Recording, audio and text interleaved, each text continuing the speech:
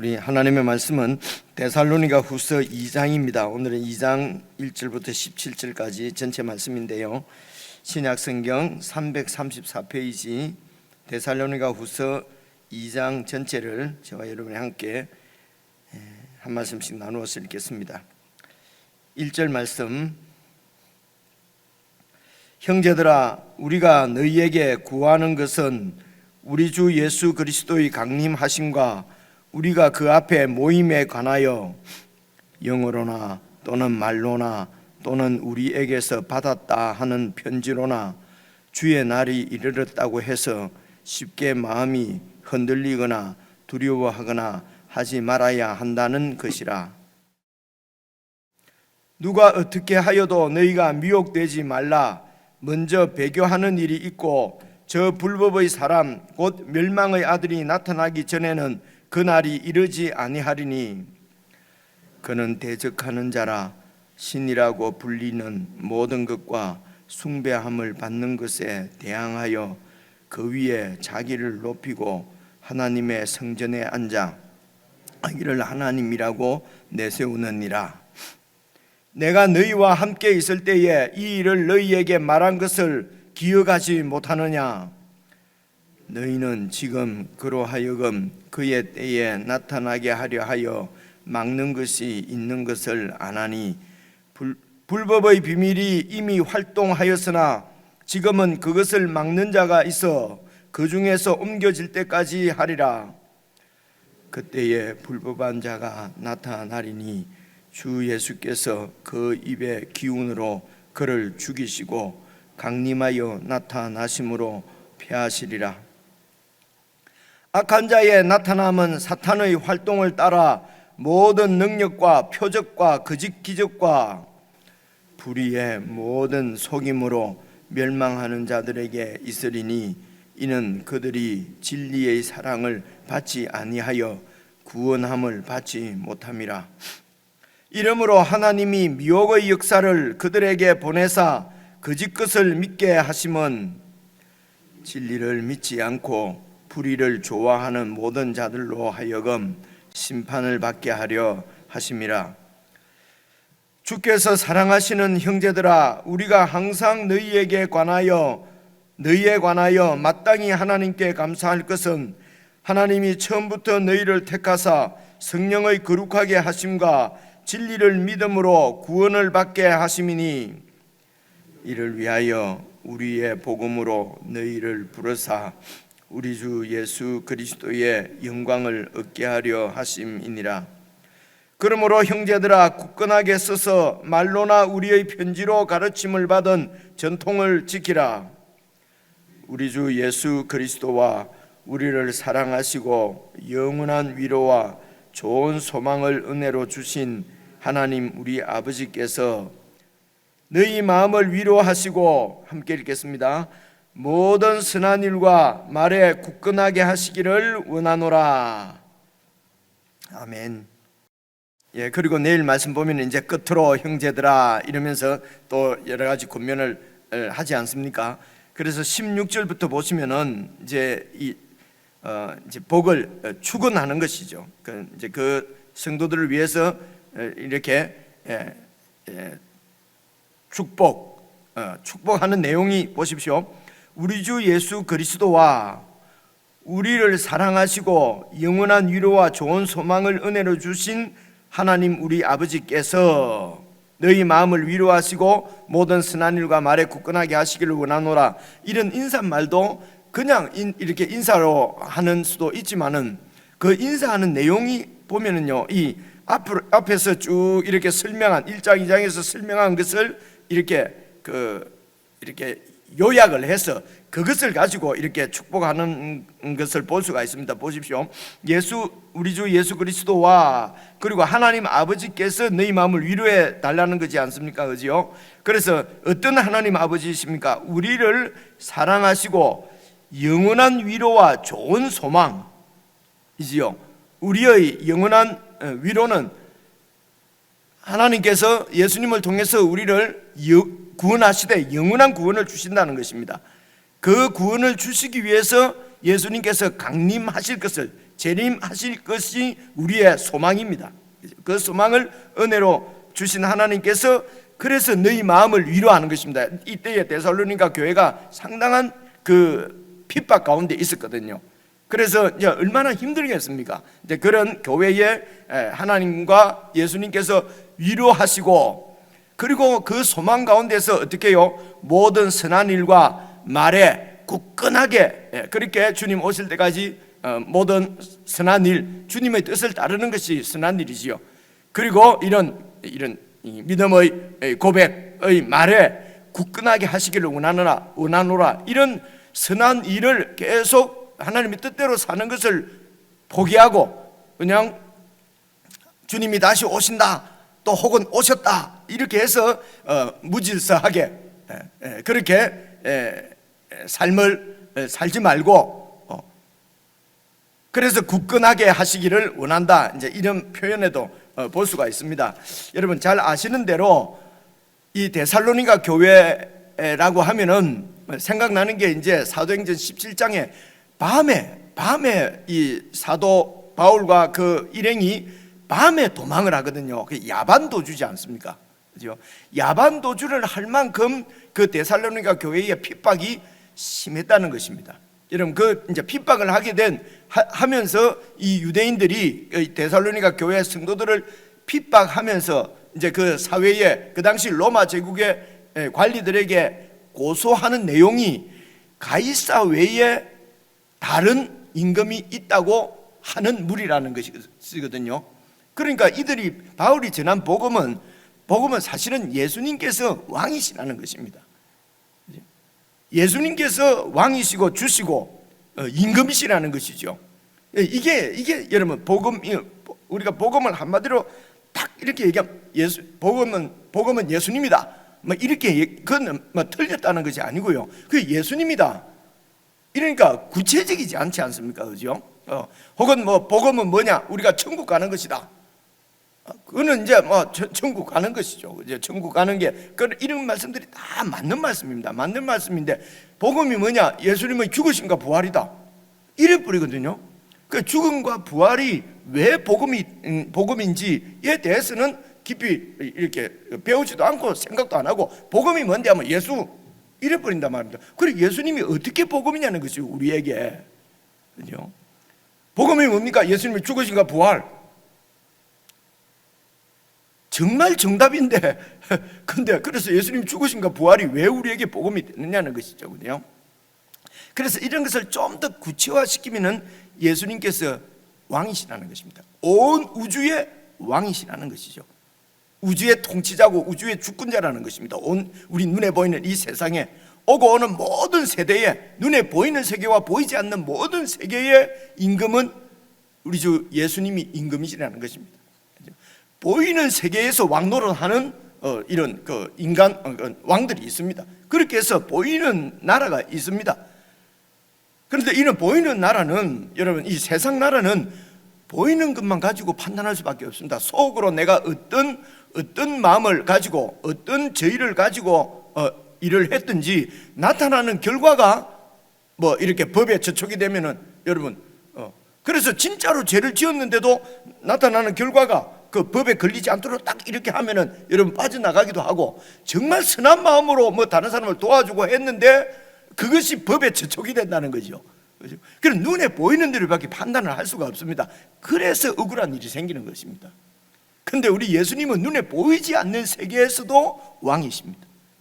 그래서 우리의 죄, 우리의 의도, 우리 마음속에 가지고 있는 그런 나쁜 뜻, 선한 뜻도 다 알고 통치하시는 분이 우리 예수님이란 말입니다. 이런 의미에서 예수님의 나라는 영적인 나라다, 이렇게 표현을 하는 것입니다. 영적인 나라라고 해서 육신적인 이 땅의 삶에 아무런 관계가 없는 분이다, 이런 게 아니라는 말입니다.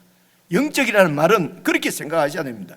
예수님께서 왕이시라는 말씀은, 영적이라는 말씀은 육도 다 포함하고, 그때 눈에 보이는 세계도 예수님께서 다 통치하시고, 세상 사람들이 보지 못하는 보이지 않는 것까지도 다 주님께서 아시고 통치하시는 나라이기 때문에, 그래서 이제 예수님의 나라에 그 예수님을 믿는 사람들은 별로 억울한 게 없습니다.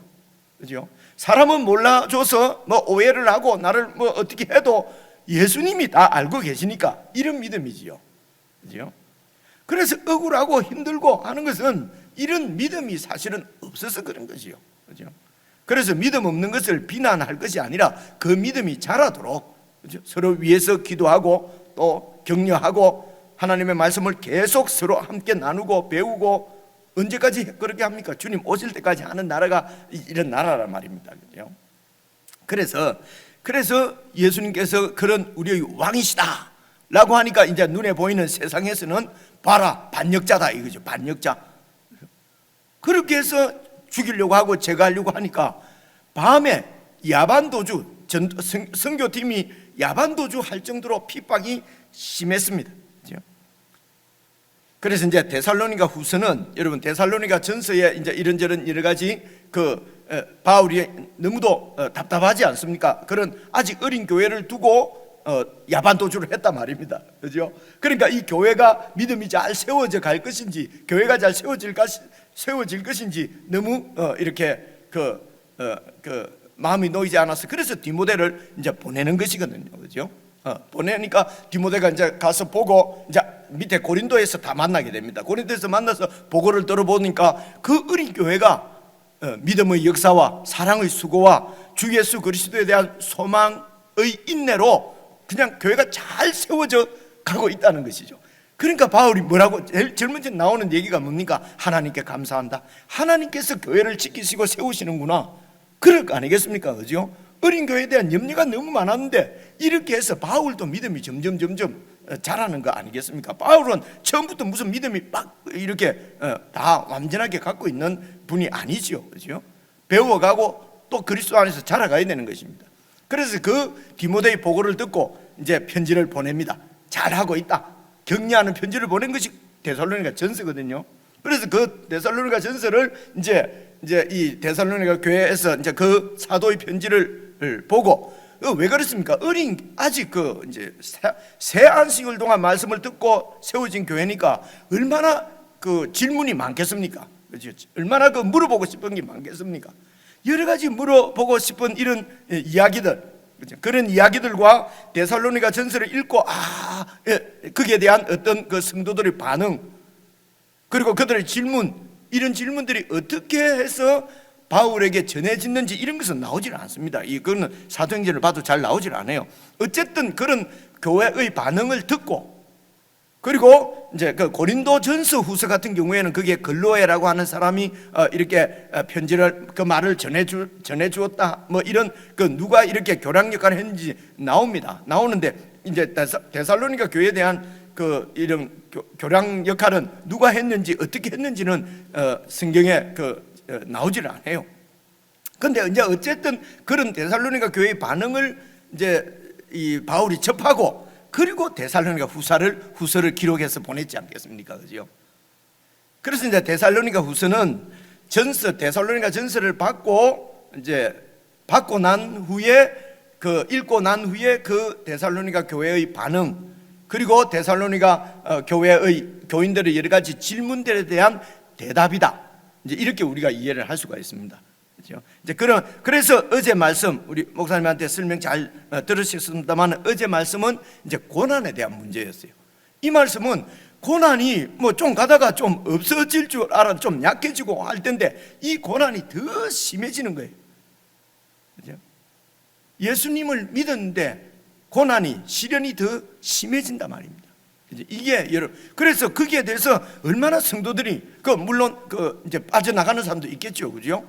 도저히 예수 못 믿겠다, 너무도 힘들어서 그리고 끝까지 이제 믿음을 지키는 사람들도 있고, 뭐 그 중에는 순교하는 사람들도 있겠죠, 그죠? 근데 순교를 한다고 해서 꼭 순교해갖고 죽는 것이 아니라, 요즘도 막 돌아가시는 분들 보면은 그냥 이제 뭐 심장마비로 돌아가셨다 하지만은 짐작하건대 코로나로 돌아가신 거 아닌가? 그래서 뭐 이유도 이제 이렇게 그때도 이제 그런 이런 박해의 후유증으로, 혹은 뭐 박해 받는 것 때문에 뭐 심장을 졸이다가 그래서 뭐 돌아가시는 분들도 이제 있었을 것이에요. 그만큼 이제 박해가 점점 이렇게 심해지니까 이제 거기에 대해서 뭐 질문을, 도대체 이 박해는, 이 고난은 언제 없어집니까? 어제 말씀을 보니까 교회 성도들의 고난은 그냥 숙명이다. 어제 말씀 기억이 나시잖아요, 그죠? 성도들이, 교인들이, 예수 믿는 예수님의 백성들이 이 땅에서 고난 받는 그것은 그냥 숙명이다. 그런데 그냥 고난이 아니고 그 고난 가운데서도 우리가 함께 믿음을 지키는 것이 하나님의 공이다. 그런 고난 가운데서 하나님의 교회는 점점 진정한 참 소망에 대한 그 참 소망에 대해서 분명한 확신이 생기고, 그죠? 그래서 이 세상에 이렇게 흔들리지 않는 예수 그리스도의 백성으로서도 충성스러운 백성으로 자라져 가고 세워져 가고, 그리고 이 교회를 시련을 환난을 주는 그런 그 사탄의 무리들은 이 땅에서도 하나님께서 때를 따라서 심판하시고, 그죠? 완전히 왜 없애지 않습니까? 완전히 없애버리면 교회가 거룩하게 이렇게 연단이 되지 않지 않습니까? 그래서 교회를 세울 정도로만 하나님께서 이들을 이제 징벌도 하시고 막으시고 그래 하시는 거죠. 그리고 마지막 날 그리스도께서 오시면은 그 사탄의 무리들은 완전히 하나님께서 다 이렇게 벌하시고, 그리고 성도들은 완전한 구원으로 이제 우리를 이렇게 완전한 구원으로 인도하신다. 그 일이 바로 예수 그리스도의 강림이다. 이제 이렇게, 그래서 어제 말씀은 이 고난에 대한 말씀이에요. 그리고 오늘 말씀은 2장 1절 봐보십시오. 오늘 말씀은 어떤 질문 혹은 어떤 상황에 대한 대답인가 잘 그냥 쭉 읽어보시면 여러분 우리가 알 수가 있습니다. 형제들아, 우리가 너희에게 구하는 것은 우리 주 예수 그리스도의 강림하심과 우리가 강림하실 때 그 앞에 모일 때 그 모임에 관하여 영어로나 또는 이제 영어로나 이런 말은 이제 성령을 소멸하지 말고, 여러분 그렇게 우리가 그 말씀 보셨죠, 그죠? 성령을 소멸하지 말고 데살로니가 전서에서 그런 말씀이 있지 않습니까? 그리고 말로나 또는 우리에게서 받았다고 하는 편지로나, 그래서 지금으로 치면 성경에 나오지 않느냐, 성경에 있다고 하는 말로서 주님의 날이, 이 주의 날이 주님께서 이미 강림했다고, 그런 말 때문에 쉽게 마음이 흔들리거나 두려워하거나 하지 말아야 한다는 것이다. 오늘 답은 말입니다. 그래서 이제 첫째, 이 어떤 그 편지를, 데살로니가 전서 편지를 받고 이제 어떤 문제가 생겼냐면요, 데살로니가 전서에서의 문제는 뭡니까? 핍박 때문에 먼저 죽은 성도가 있는 것입니다. 이 성도들은 도대체 어떻게 됩니까? 그러니까 그런 죽은 성들도 하나님께서 예수님 강림하실 때에 다 데리고 오신다, 그죠? 그래서 데리고 오신다. 그래서 살아남은 성도들은 변화되고, 그렇게 해서 이렇게 예수님을 맞이하게 될 것이다. 그리고 그 날이 언제입니까? 그건 아무도 모른다, 그죠? 그런데 이제 여러분 생각을 해보십시오. 핍박이 더 심해지는 거예요. 그러니까 여기서 나오는 얘기가, 주님이 이미 임했다, 강림하셨다 라고 하는 데까지도 이제 그런 말을 얘기를 하고, 그러면서 또 어떤 거짓 선지자는 주님이 이미 재림하셨는데 그 재림이 우리를 비껴가 버렸다, 그죠? 우리가 재림을 놓쳐버렸다는 것입니다. 재림을 놓쳐버렸다. 이제 이런 이야기가 그 교인들 가운데 이렇게 진리로 믿어질 수 있는 이유가 뭐냐면요, 언제 예수님께서 오시는지 모르니까 지금 오셨을 수도 있잖아요, 그죠? 이런 오해를 낳았다는 것입니다, 그죠? 핍박이 너무 심하니까 이제 그러니까 주님이 빨리 오셔서 우리를 이 핍박에서 구원해 주십시오, 이 핍박을 더 이상 받지 않게 해 주십시오, 간절히 소원되니까 주님이 이미 오셨다. 증거가 뭐냐? 뭐 이런 바로 바울이 이렇게 영어로 성령을 소멸하지 말라고 했지 않느냐, 그죠? 그래서 주님이 지금 오셨다, 난 감동이 있다. 그래서 지금 오셨다. 그런데 우리가 이 재림에서 우리는 재림을 놓쳐버렸다. 그러니까 보십시오. 2절에 보시면요, 영어로나 또는 말로나 또는 우리에게서 받았다는 편지로나 주님의 날이 이르렀다고 해서, 그런 말을 들었다고 해서 쉽게 마음이 흔들리거나 두려워하지 말아야 할 것이다. 그러니까 이렇게 주님이 이미 임했다고 하는 말씀이, 여러분, 주님이 강림하신 것은 성도들의 기쁨이지 않습니까? 성도들의 소망이 이루어진 거잖아요. 근데 왜 두려워합니까? 그죠? 그래서 이것은 사탄은 두려움을 주고 공포심을 주어서, 그래서 믿음에서 떨어지게 하는 것이 여러분 사탄이 하는 일이거든요. 그 사탄이 무엇을 가지고 성도들을 미혹합니까? 그것은 하나님의 말씀으로도 미혹하고요. 그죠? 그래서 분명한 증거를 들이대면서 미혹을 한다는 것입니다. 그래서 성경을 들이대면서 얘기를 해도 주님의 날이 이르렀다고 해서 쉽게 마음이 흔들리거나 두려워하거나 하지 말아야 된다는 것이죠. 그래서 여러분, 이 강림이라는 말도, 요 그리스도께서 강림하셨다는 이 강림이라는 말이, 이런 말씀을 안 드리려고 했는데요, 이 말씀은 들어놓으시면 좋겠습니다. 이게 원어로 파루시아라고 그럽니다. 파루시아. 예수님께서 재림하신다 할 때 파루시아 그러거든요. 그래, 이것을 우리나라 말로 번역할 때 임했다고도 번역하고 강림했다고도 번역하고 재림했다고도 번역을 하거든요. 그런데 이 원래 파루시아라는 말은 방문, 원래 뜻은 방문입니다. 방문. 그래서 이제 그 당시에 로마 시대 때에 여러분 아주 높은 사람이, 그러니까 특히 뭐 개선 장군이나 아니면 황제나 황제의 명을 받은 총독이 어떤 도시를 방문을 하게 되잖아요. 그래서 도시를 방문합니다. 이 높은 사람들이 방문하는 것을 파루시아라고 그래요. 강림이라고 그래요. 그러면 이제 그 성에 있는 성주라든가 이 사람들이 이 관리가 높은 사람이 강림을 하시게 되면은, 파루시아 하게 되면은 저 멀리 앞에까지 나가서 영접을 하거든요. 맞이합니다. 영접합니다. 그렇게 해서 이제 이 도시로 모시고 오거든요. 그래서 이 영접하는 것, 이런 것은 그 당시에 이제 이 백성들은 눈으로 막 다 보고 있는 거예요. 요즘도 대통령이나 이런 높은 관리들이 파루시아 하잖아요. 그죠? 얼마 전에는 대구의 서문시장에 파루시아 했지 않습니까? 그죠? 그런데 이제 이렇게 영접하고 하는 것은 요즘은 좀 상황이, 그림이 좀 많이 달라졌잖아요. 그죠? 근데 이전에는 이렇게 높은 관리가, 왕이 파루시아 하게 되면은 그 도시가 어떻게 되겠습니까? 그죠? 그럼 왕이 오셨으니까 감사하고 기뻐하고, 그리고 이제 그 도시의 관리들이 나가서 다 모셔서 이렇게 온단 말입니다. 그죠? 이런 것을 많이 보았던 것이죠. 그래서 예수님께서 다시 오시는 것을 파루시아, 이렇게 이제 라라고 하는 단어를 가지고 이제 설명을 한 것입니다. 그래서 하늘로부터 그 하늘이 공중이라기보다는 다른 차원이라고 말씀드렸죠. 그죠? 하늘로부터 이렇게 이 땅에 방문을 하시는데, 그게 왕으로서 방문, 파루시아 하시는 거란 말입니다. 그래서 그것을 하늘로부터 오시니까 강림이라고 번역을 했거든요. 그래서 이 오시는 왕을 이제 영접하러 가야 될 거 아닙니까? 저 마을 어기까지. 그래, 그것을 영접하러 공중으로 올라갔다, 이렇게 표현을 한 것입니다. 공중으로 올라간다. 그래서 파루시아와 영접하는 것은 이 헬라 말로 좀 발음이 좀 어려워요. 제가 기억을 잘 못해요. 파루시아라는 말을 많이 하거든요. 그래서 강림하시고 공중에서 영접하러 우리가 공중으로 올라간다는 말은 그 왕을 맞이하러 간다는 거예요. 그리고 같이 이제 이 왕으로서 이 도시를 방문하는 것입니다. 그래서 그 강림 파루시아 하는 그분이 바로 왕일 수도 있고 왕의 명을 받은 총독일 수도 있고요. 어쨌든 그 성의 주인이 오시는 거예요.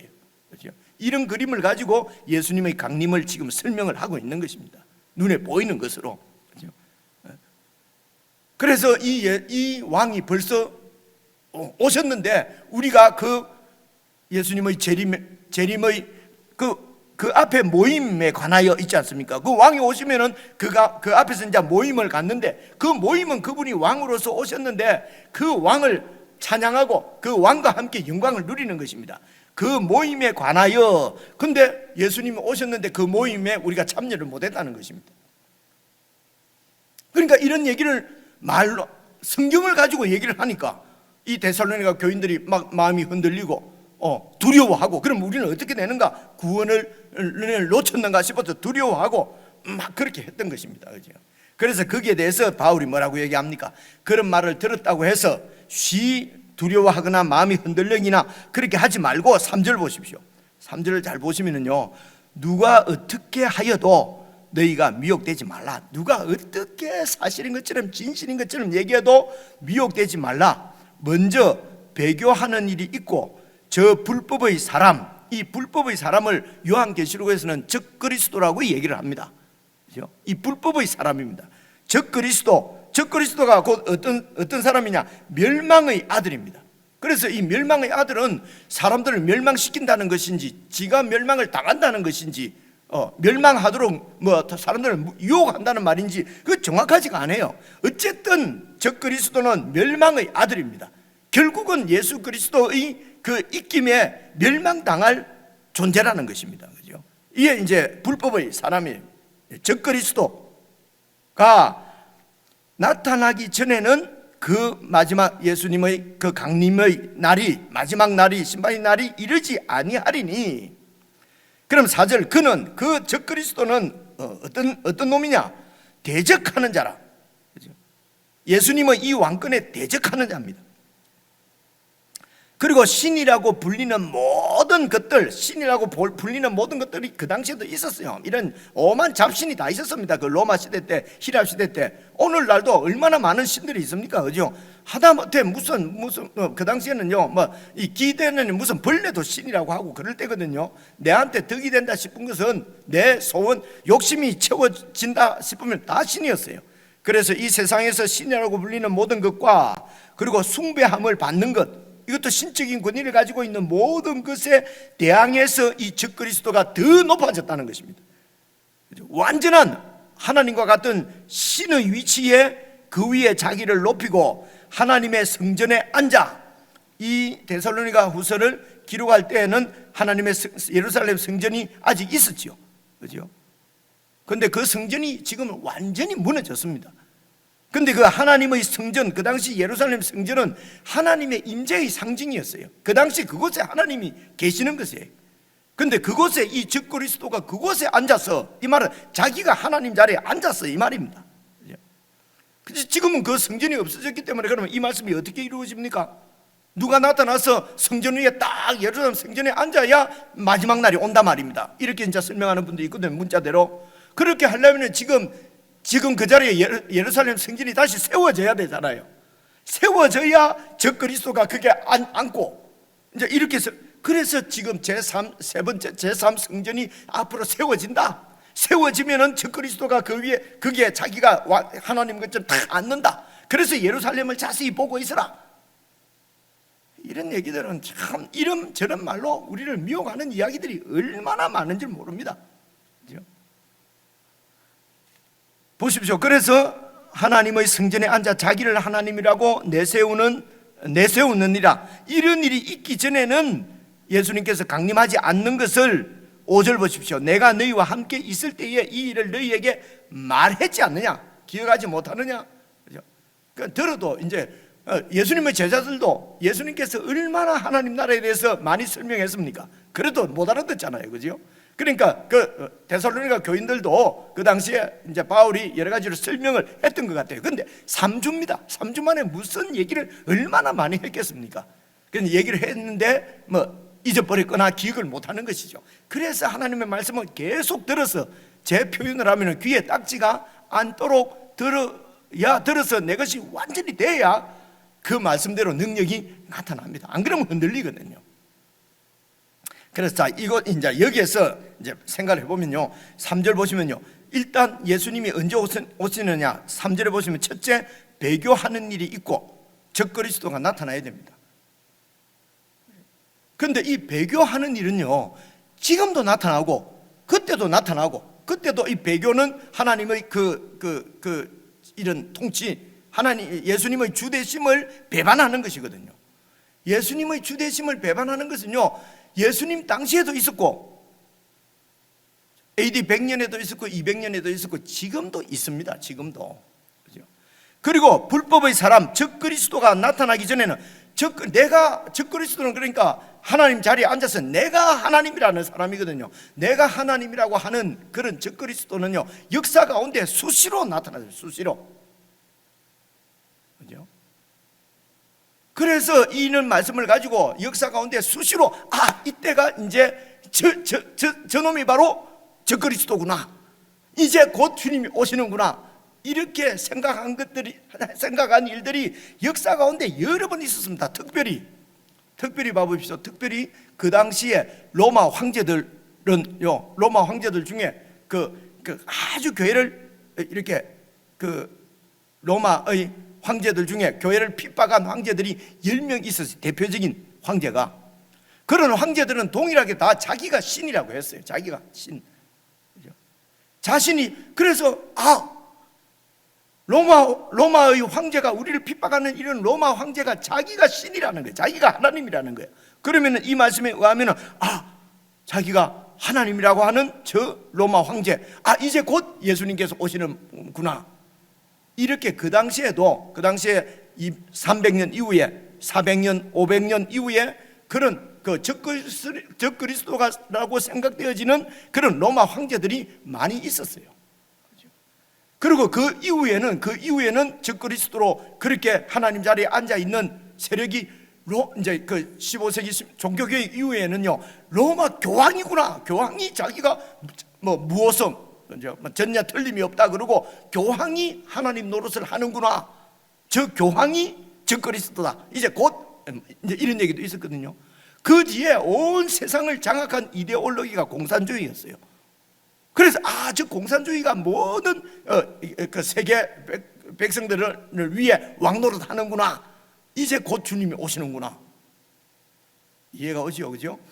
그리고 이제 여러 징표들, 여러 가지 어떤 끝날이 왔다고 하는 뭐라고 그러죠? 징조, 예수님이 말씀하신 징조가 이루어졌다 하는 이런 징조들은요, 여러분 근래 지금부터 한 3, 40년 전에 지금요 살아 계십니다. 이제 이런 유명한 목사님, 이런 분들이 그 당시에 다니엘서에 대한 강해, 그때 저희들이 한 20대 때 그런 책을 읽고 컸거든요. 그때 읽어보면은 여러분 그 느부갓네살의 그 환상에 보면은 왜 이제 발가락 10개, 그러니까 발이 이제 발가락 10개로 이렇게 깨어지고, 그래서 그때 이제 쭉 위에서부터 이제 바벨론, 페르시아, 이렇게 로마, 그래서 이제 로마가 다스리는데, 로마가 깨어져서 발가락 10개가 다스린다, 로마 지역을. 그래서 이 발가락 10개를 EU로 해석을 한 것입니다. EU, 유럽 공동체 있지 않습니까? 그때 유럽 공동체에 가입되어 있는 나라가 9개 나라였어요. 9개. 그래서 그때 이제 그 책에도 보면은 이제 곧 EU가 10개국이 되면은 발가락이 10개잖아요. 그러면은 이 예언이 성취돼서 예수님이 재림하신다 그랬거든요, 그 당시에. 근데 지금 EU가 30개인가 40개인가 되죠. 그런데 10개 했는데 그때는 다 들어보니까 징조가, 이야, 해석이 진짜 기가 막히구나, 곧 주님이 오시는구나 했는데 아니었어요. 그렇죠? 그래서 불법의 사람이, 적그리스도라고 나타나는 사람은 역사 가운데 늘 있었고 지금도 있고요. 그리고 그런 마지막 때의 재난 징조가 뭐냐면요, 기근, 지진, 이런 자연 재해, 전쟁, 이런 거거든요. 전쟁, 자연재해, 기근, 지진, 이런 것은요 1000년 전에도 많이 있었고, 2000년 전에도 있었고, 예수님 오시기 전에도 있었어요. 지금도 있고. 이런 그 적그리스도가 나타나서 막 하나님의 왕권에 대적할 것이다 하는 것은 여러분 구약시대 때 다니엘서에서 있었어요. 다니엘서 11장 보시면 나와요. 그게 다니엘 때는 뭡니까? 유다가 멸망하고 바벨론으로 다 포로로 잡혀가 있을 때예요. 그때에 이제 다니엘이 본 환상 중에 예수님께서 하나님의 아들이 통치하시는 나라도 나오지만은 그 나라를 대적하는, 자기가 성전에 앉아서 하나님을 완전히 모욕하고 자기가 왕이라고 하는 놈이 나타날 것이다, 다니엘서 11장 36절에 나오거든요.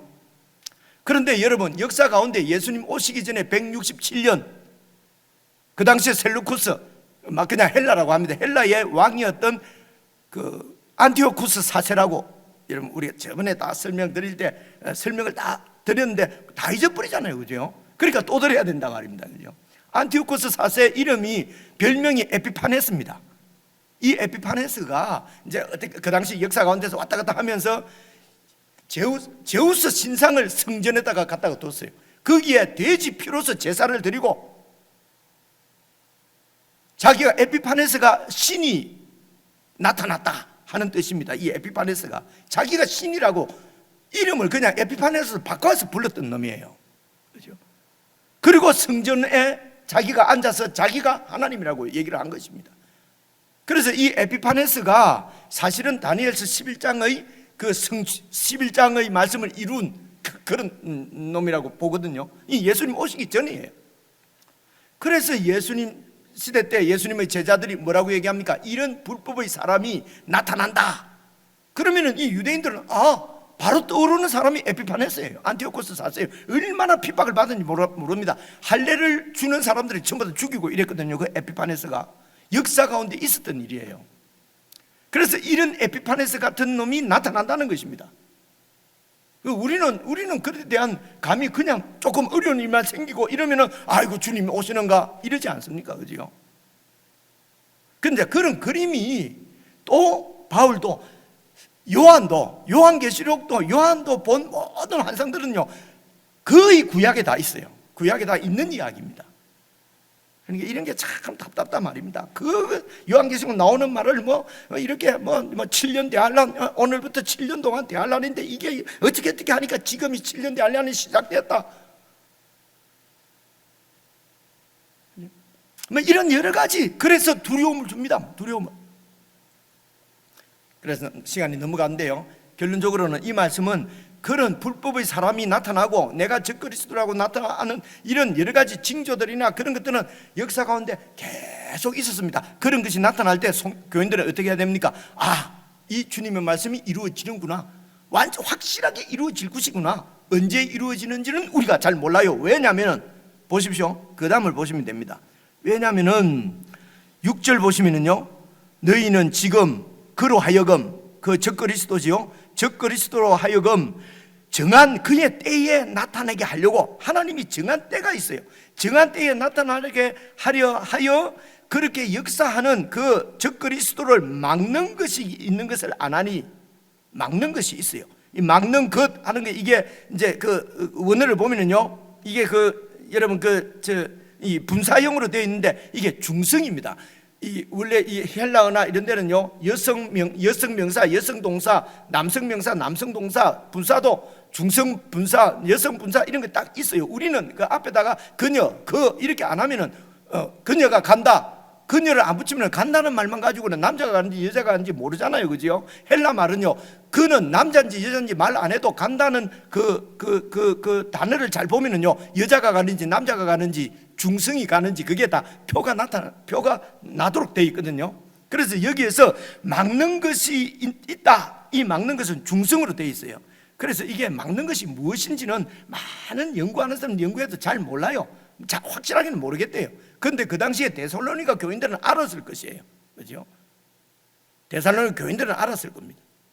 그런데 그래서 이 막는 것이 그 다음에 읽어보십시오. 읽어보시면요, 7절에 보시면요, 불법의 비밀이 이미 활동했으나, 불법의 비밀이 뭡니까? 이 비밀은 능력의 비밀입니다. 그래서 이 불법을 행하는 적그리스도가 이미 그 활동을 시작했는데, 그렇죠? 그런데 그 비밀입니다. 얼마나 비밀스럽게 지금도 우리 가운데 그 적그리스도가 막 역사를 하고 있는데, 그러니까 그 적그리스도는 옛날부터 와가지고 지금도 역사하고 있죠. 그 적그리스도의 뒤에서 적그리스도를 조종하는 그 존재가 바로 사탄입니다. 사탄은 아담과 하와 때부터 역사했고요, 지금도 역사하고 있습니다. 무슨 말씀인지 아시겠죠, 그죠? 그래서 이제 이 적그리스도가 그런 사탄의 그런 지시를 받고 이렇게 막 이미 활동을 하고 있는데, 지금은 그것을 막는 자가 있어서, 이 막는 자는 남성 분사로 되어 있어요. 그래서 그냥 해석하기를 이 불법의 그 적그리스도가 활동을 하지만 그것이 완전히 이렇게 드러나지 못하도록 막는 분이 누구겠습니까? 하나님이시죠. 그죠? 그리고 막는 것은 뭡니까? 이건 하나님의 뜻입니다. 하나님의 뜻은 하나님의 때입니다. 하나님이 이 시점에서 끝을 내시려고 작정한 때 아무도 모릅니다. 예수님이 말씀하시기를 나도 모른다. 그건 하나님의 주권에 속하신 것이, 알고 모르는 능력 차이가 아니고 주권의 문제라는 것입니다. 하나님은 많이 아는데 예수님은 모른다니 말이 되느냐? 이렇게 막 따집니다. 그것은 하나님은 아는데 예수님은 모른다는 것이 아니라 그 주권을 예수님께서 하나님께 완전히 맡기고 하나님의 손에 달렸다는 것입니다. 예수님께서 이 땅에 오신 것도 하나님의 뜻에 따라서 순종해서 이 땅에 오신 거거든요. 그래서 그 하나님의 때는 아무도 모르는데 그 때에까지 불법 이 적그리스도가 활동하는 것을 꽉 누르고 있다. 그래서 우리 하나님이 바로 이 적그리스도의 활동의 범위와 한계까지도 정하시는 분이에요. 그래서 염려할 거 없다. 이 사탄이 이 적그리스도가 그 막 불법의 비밀 활동하는 것이 이제 우리에게는 고난으로 나타나거든요. 막 예수 믿는 자를 죽이려고 하고 막 없애려고 하고. 근데 이런 고난의 한계를 정하시는 분도 하나님이시다. 이런 불법을 활동을 통해서 성도들을 더 견고하게 세워가신다. 이게 하나님의 공이다. 이게 어제 하신 말씀이잖아요. 그래서 딱 막고 있다는 것입니다. 그런데 막고 있는데 그 다음 보십시오. 시간이 너무 갔습니다. 7절 중간에 보면요, 지금은 그것을 막는 자가 있어서 그 막는 힘이 그 불법의 그 적그리스도 활동 가운데서 옮겨질 때까지 이제 하리라. 8절, 그렇게 옮겨지게 되면 그때에 불법한 자가 확 나타나다. 그때 없는 적그리스도가 그때 나타난 것이 아니고, 그게 이제 그때 와 저놈이 적그리스도구나 하는 것이 뚜렷하게 드러난단 말입니다. 드러나서 제일 나타나는 현상이 뭡니까? 하나님의 주권에 완전히 배신하는, 배반하는 전 우주적인 어떤 배교가 일어날 것이란 말입니다. 우주적인 배교가 일어난단 말은 이 적그리스도를 처음부터 따른다는 것입니다. 적그리스도가 와 하나님이구나 하고 막 온 세상 사람들이 적그리스도를 따르는데요, 왜 그러냐면요, 이 적그리스도가 보십시오. 8절 다시 보시면, 그때에 불법한 자가 적그리스도 나타낸 날이니 그러면 주 예수께서 그 입의 기운으로 그를 죽이시고 강림하여 나타나심으로 패하시리라. 죽이고 나서 또 강림하고 이런 순서대로가 아니고요, 예수님께서 그때 되면은 이제 그 적그리스도를 죽이시는데, 예수님께서 강림하셔서 다시 오셔서 나타나심으로 그를 패하십니다. 그리고 그 구절을 보십시오. 악한 자의 나타남은, 이 악한 자의 나타남이요, 악한 자의 강림은 그 파루시아라고 되어 있어요. 근데 번역을 악한 자의 나타남 했는데 이 적그리스도께서 강림하시는 것입니다. 그래서 적그리스도가 강림을 하니까, 예수님이 강림하는 것 같은 신적 권위를 가지고 강림을 하니까 온 세상 사람들이 그 적그리스도를 따르는 거예요. 그때 예수님께서 강림하셔서 그를 죽인다는 것입니다. 여기에 무슨 몇 년간 뭐하고 이런 얘기가, 이런 무슨 이런 이야기를, 시간이 없어서 제가 이 정도만 하고 보십시오. 그죠? 그렇게 해서, 그런데 그 악한 자의 구절 보십시오. 악한 자가 강림하시는데 제 표현을 용서하십시오. 악한 자분, 그 적그리스도께서 강림하시는데, 그건 이제 악한 자가 나타날 때 어떻게 나타나느냐? 사탄의 활동을 따라서 모든 능력과 표적과 거짓 기적과 불의의 모든 속임으로 나타나기 때문에 많은 사람들이 그를 추종한단 말입니다. 메시아로 모신단 말입니다. 그죠? 그래서 그것이 불법을 속임으로 누구에게 통하느냐 하면 멸망하는 자들에게 통한다.